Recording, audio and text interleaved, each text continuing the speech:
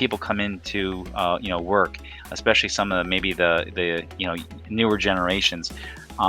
They're technically adept already, right? So being able to think of it this way: if you had as part of your training programs for new hire or new employee training, requirements to get trained on leveraging a citizen through a citizen development model, the capabilities. Imagine the amount of capacity you can unlock by introducing that. So I have seen that as a theme of people thinking how they want to train their employees.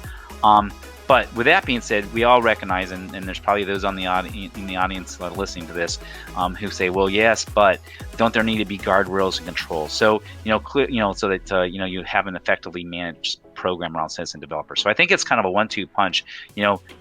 It's going to go with when I say it's going the use of automation around to a much more democratized approach is definitely being talked about a lot. But you need to recognize that there's also a need to effectively put in the controls, the guardrails, if you will, the guides, so that the program is well managed. So that's what I'm hearing, and a lot of our clients nowadays are asking about that next step.